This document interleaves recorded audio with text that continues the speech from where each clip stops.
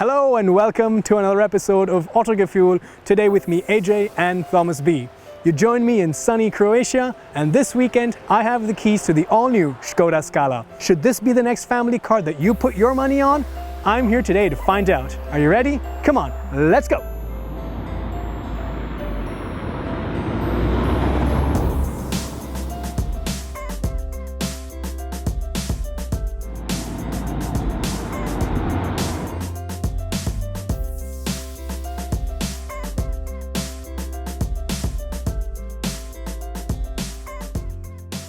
Up front, well, this is actually quite a refreshing new take on the design language.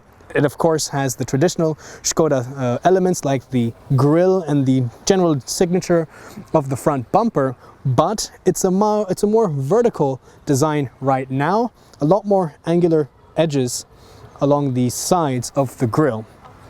The headlamps as well are really new and fresh.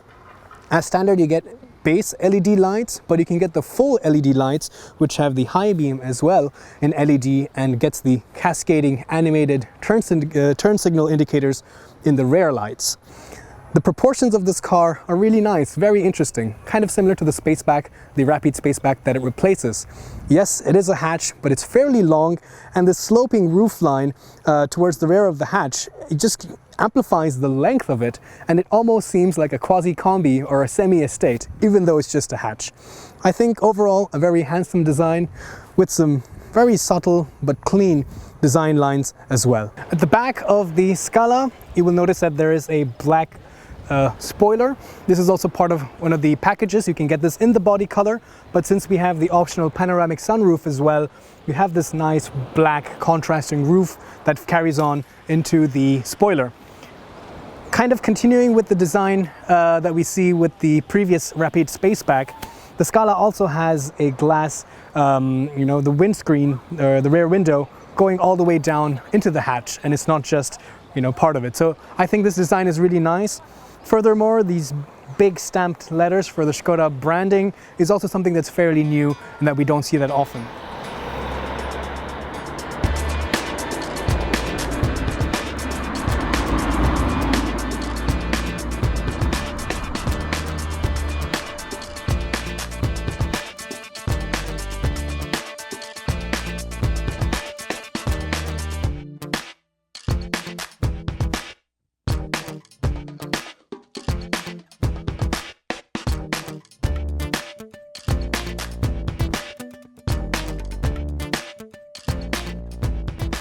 As we look inside, let's take a look at the seat.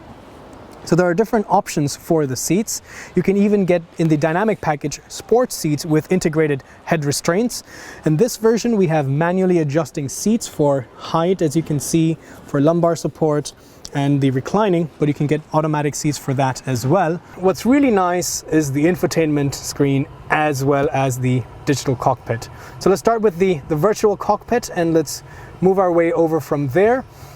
And so you have multiple different views. As you can see, you can have the entire navigation map on the full screen. By the way, this is the first VW MQB A0 platform car to have the updated new generation of the infotainment systems, wherein you can actually now have the map on the virtual cockpit as well as on the main infotainment display. You have a lot of different assistance systems that you can activate. Again, now because this is now on the MQB A0 platform, you have things like lane keeping assist with intervention, side assist, rear traffic alert, front assist with emergency braking, and so on. The steering wheel has a lot of different buttons to control the infotainment system and the virtual cockpit.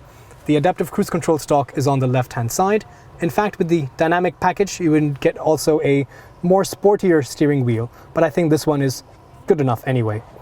Now let's spend some time talking about the new infotainment system. So you have three different options: a 6-inch display, an 8-inch display, and this top of the range 9.2-inch touchscreen system. They're all touch. They all have connectivity for Android Auto and Apple CarPlay, but this largest version does not have any physical buttons. So the other two still have knobs for the volume and the zoom, which I honestly prefer. All right, let's take a look in the back seat. This is a very important space for any Skoda owner to be aware of, so let's test it out.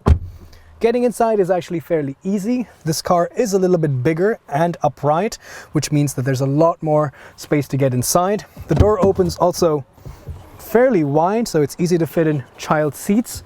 There's ISOFIX points on the outside two seats, which have this kind of a pop-out cover, but at least they're very easy to identify. The door also has soft materials for my elbows, so it's very comfortable. Now let's talk about space. Boy, there's amples of it. I mean, really, this is an MQB A0 car, but it takes that to another level. There's so much of knee room. I have so much space to slide my feet under the front seat. Even though this is set to the lowest position and set to my driving position, I'm about 5'8" or 1.7 meters. So what powers the Skoda Scala? As with the VW Group portfolio, we have the same VW portfolio engines. That means there is a 1 liter TSI, which is the 3-cylinder turbo petrol engine, something we're quite familiar with. We see it all across the VW Group. This engine can either make 95 horsepower or 115 horsepower, like the one we have here. So this comes with either a 6-speed manual or a 7-speed DSG. The 95 horsepower tune of this engine only comes with a 5-speed manual. If you want something a little bit more powerful than this, then there is the 1.5 Evo TSI, which is a 4-cylinder turbo petrol engine, which makes 150 horsepower, 150 horsepower. That also comes with either a 6-speed manual or a 7-speed DSG. Let's take a look in the trunk. So this car also comes with the automatic tailgate, which is a really handy feature to have. So this is the biggest talking point for the Scala, the trunk. It's 467 liters of boot space, which is actually bigger than the Ford Focus. I think it's about 120 liters bigger than that. You get the rubber mat, which is easy to hose down when it gets dirty. There's also a spare wheel with the jack kit over there. You can optionally get the movable floor, so you can raise that and have it flush with the seats when they're folded down as well.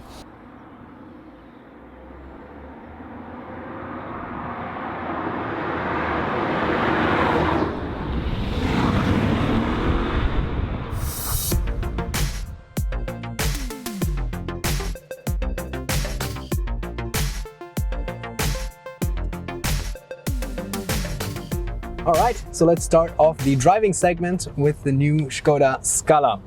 We're going to start off with a little bit of driving around in the city, or rather these small towns and villages, as we just drive along down the coastline, and then we'll make our way up into the mountains and test how it behaves there. So this will give us an overall good understanding of how the Scala behaves in small city type situations, out on the open road, and also on twisty serpentine roads and how it behaves over there.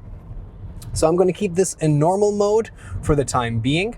There's also the eco mode, there's also the sport mode, and you can set up all of the different characteristics the way you want with the individual mode. In the normal mode, the steering is fairly lightweight. The truth is, it is actually very light, which is great and easy to drive when you are in the city, but it doesn't really give you much feedback. And we'll see how that behaves in sport mode on the mountain roads, where you do want it to give you feedback and want it to be a little bit more, heavier.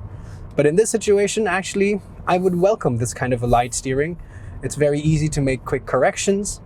The next thing in the normal mode would be the damping in the suspension. Now this is an option. You can get the Sport Select package, wherein the ride height, the suspension, is dropped by 15 millimeters. So you're going to lose a little bit of that ground clearance.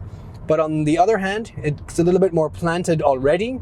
But you can even turn on the sport mode, and the damping will be activated and will make the suspension a lot more stiff. And in that way, that firm suspension always helps out when you're going on twisty roads.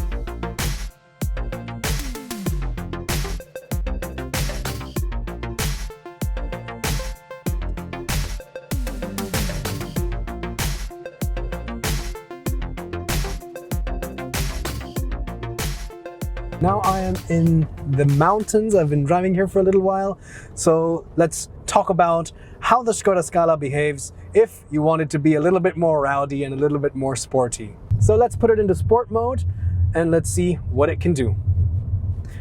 So now several things have changed in the car setup. First of all, the throttle response, so the mapping with how sharp the throttle, my inputs of with my right foot affects the throttle in the engine is changed, so it's a lot more crisp. There is, of course, a little bit of turbo lag, as with this engine, at very low down in the RPM, but if you keep it over 2,500 RPM, it's really torquey, and above 3,000 RPM is where it really comes to life, and then it really revs a lot more freely and a lot more quickly from 3,000 RPM onwards. So let's get out onto the open road, put it through its paces. See, revs really freely.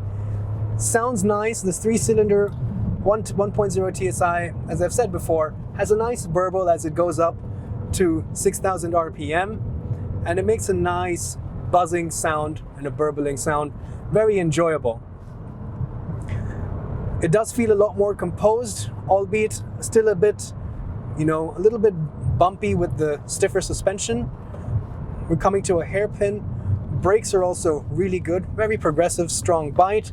Kick down, turn in is pretty good. See now, around hairpins like this, that stiffer suspension really does help out. Yeah, it's pretty good.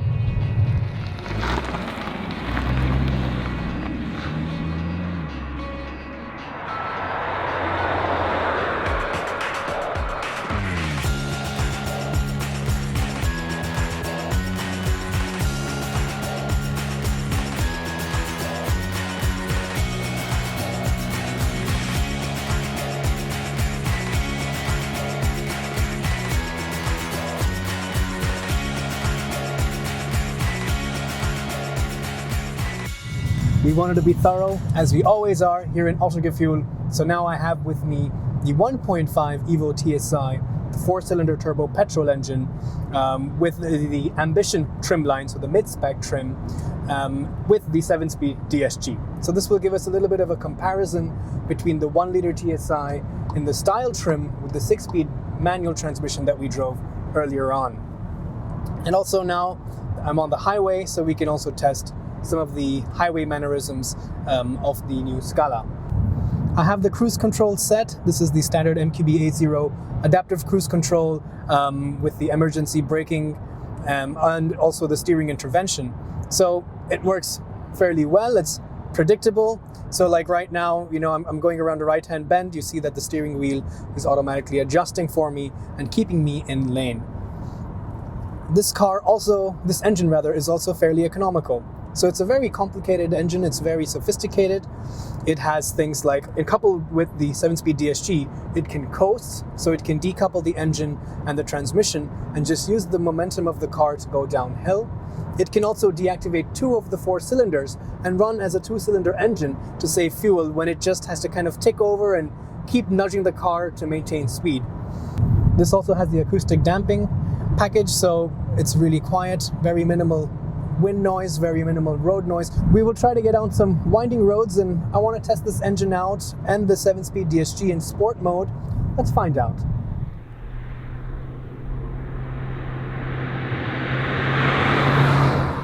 All right, now let us put this 1.5 through its paces, and to do that I'm going to switch over to sport mode.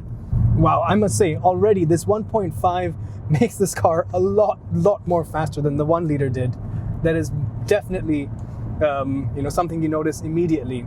If you really want to enjoy driving this car quickly, the 1.5 TSI is the engine to get. So yeah, stiffer suspension is definitely helpful, and therefore you can really just enjoy the drive. If only the steering was a little bit better.